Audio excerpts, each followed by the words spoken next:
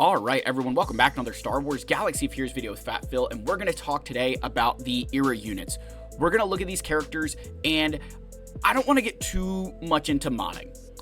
This is more going to be around the priority of where you should be equipping your gear, your Zetas, any Omicrons you have, and then kind of high-level modding. I don't want to get too much into the modding and the stats, and I'm going to explain why. I've seen a lot of videos where they're saying, hey, here's the stats you want to hit. I want you to be a bit more hesitant. The thing with these era units, whatever you want to call it, everybody always yells at me the way I say era, but the one thing I want you to think about is that it's only a week of Grand Arena. So there's only 3 Grand Arena matches that you're going to have these characters for. And we don't quite know how to use them in their given teams yet. We haven't had a good opportunity to understand how Luke actually works with Leia and Han. We haven't had a good understanding to learn how Darth Vader works or Maul Hatefield. Like, we don't know how all of these team mechanics work. We have general ideas. You've been using them in Coliseum, but not with their specific teams and units. And so I'm going to encourage you to be a little bit more cautious with this. That if you're like unsure, it's okay to wait. It is 1 week of GAC, and it's 3v3 GAC on top of that, which means for some of these characters, we still won't get the full picture of what they actually look like because they're not necessarily designed around 3v3 as much as maybe they are 5v5. So with that said, guys, please do me a massive favor and let me know what you think in the comment section. Would love to hear from you guys. Let's get in here. Let's talk about these characters, kind of the order that I would be leveling them up in, gearing them, those things, and then kind of look at it just from all right, if you're going to throw mods on, here's where I would go.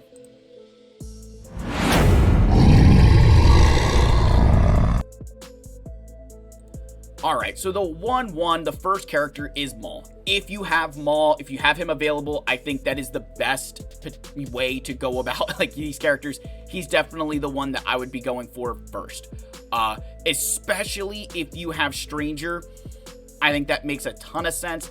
If you don't have the Stranger, you can potentially slot Maul away. The one thing I would say is Maul can fit very well into an unaligned Force user team.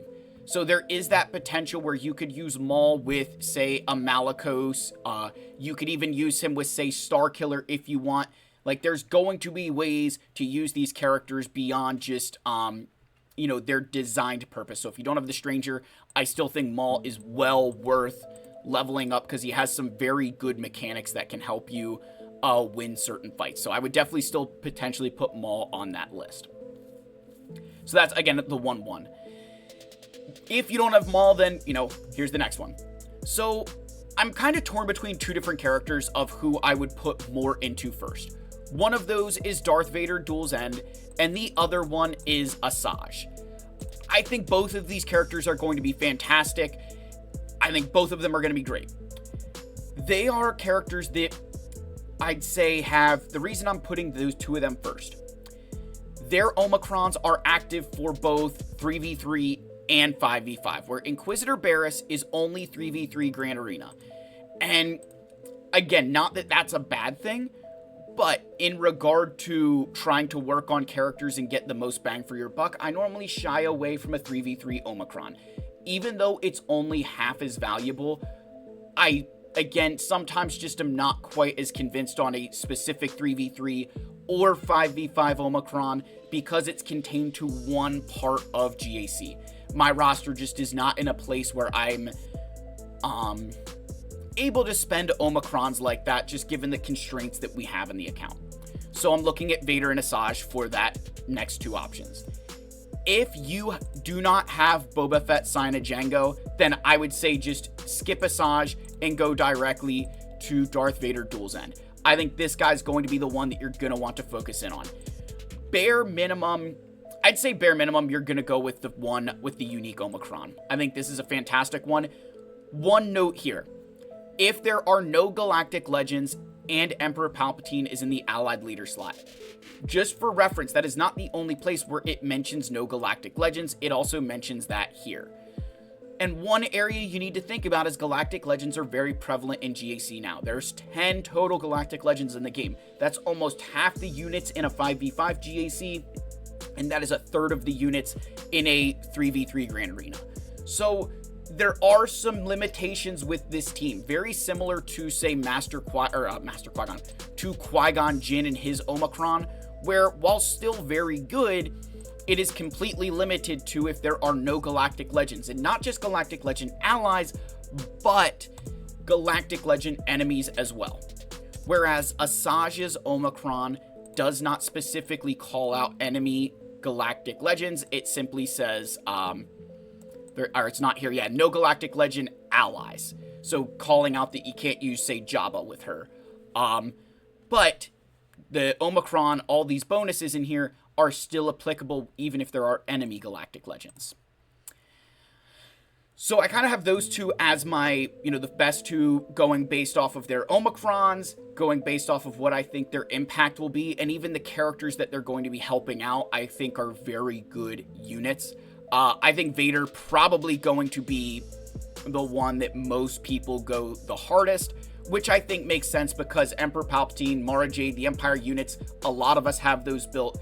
I would probably prioritize him and the unique Omicron.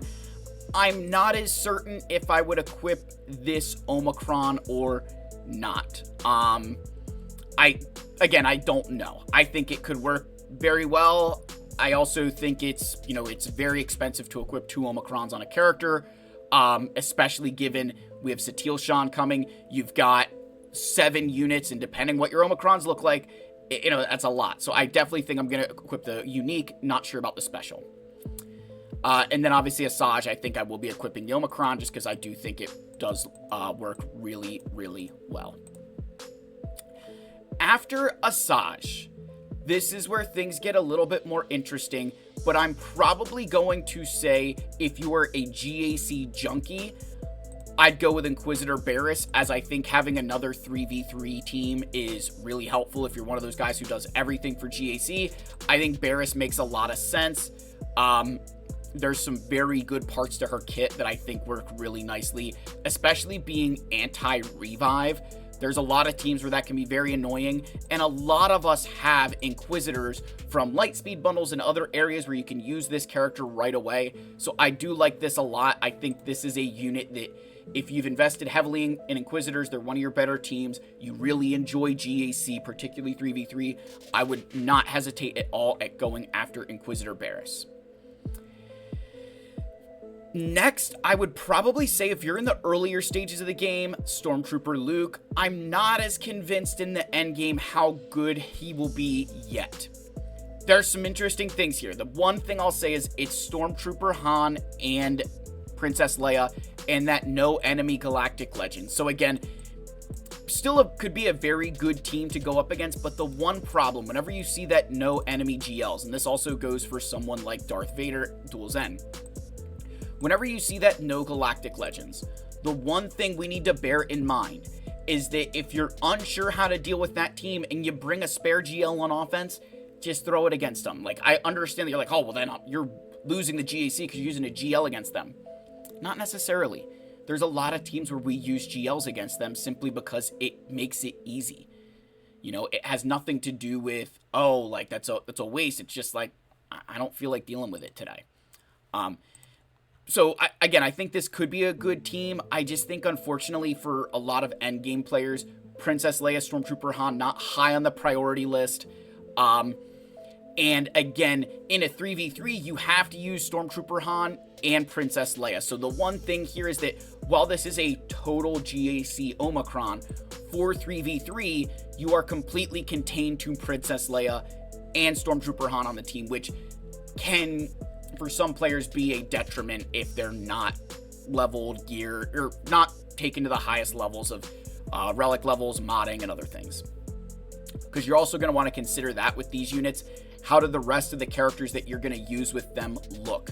Think about your second sister for, Inquisitor Barriss here. Think about ninth sister. Do you have good enough mods on them that she will actually make a difference? Or are you going to kind of have this team where, okay, you got Inquisitor Barriss, but your other characters suck? Like, make sure we're thinking of that.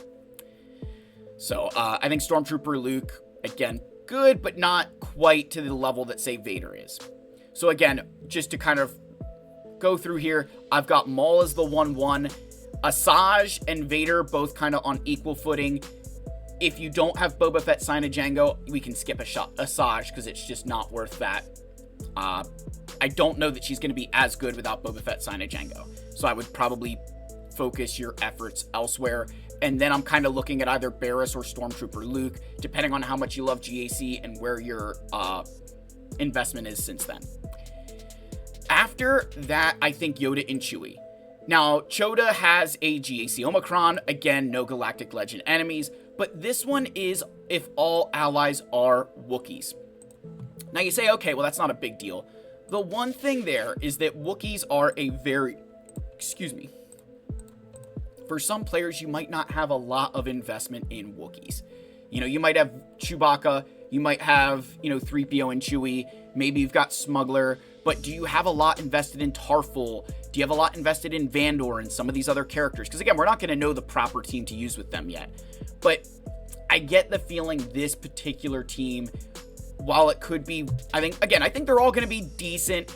I think they're going to get a lot of help from their focused Datacrons, but I just think Wookiees for a lot of players are a faction that there's not a lot invested in, and I would probably look elsewhere. Again, because I'm assuming for most people, even if they have Wookiees, like even mine, go back to the Wookiees, the vast majority of my mods are concentrated on Vandor, 3PO and Chewie, and Chewbacca. So even if I was like, oh, well, I have, these other characters, my mods on them are beyond lackluster, right? So I would, be more hesitant there. I just don't think that's going to be as impactful of a team in the immediate sense. And then IG-90, as much as I am excited for this character, the one problem I have is he's very closely tied to Dr. Aphra. The problem there, of course, is that Dr. Aphra kind of needs Trip 0 and BT1 in her team.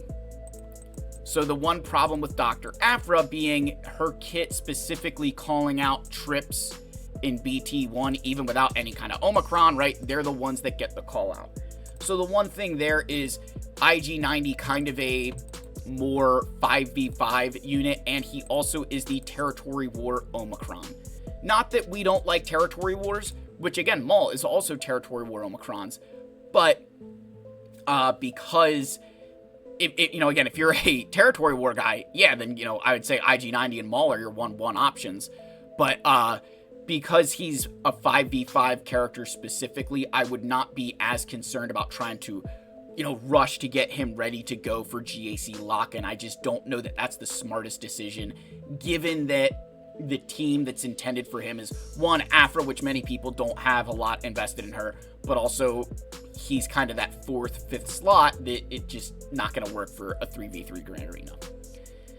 So to kind of give you that's the order I would invest in them. In terms of like modding, I'm not 100% certain yet. I have loadouts made. I've watched a couple different videos. I think the biggest piece of advice I'm going to give you, outside of maybe say Maul and potentially Vader, Duel's End, and Asajj, I think for me, those are the 3 units where I'm willing to go the hardest and give them the best mods that I possibly can. Outside of those units, I'm going to tell you to be a lot more careful. We don't know the impact of these characters yet.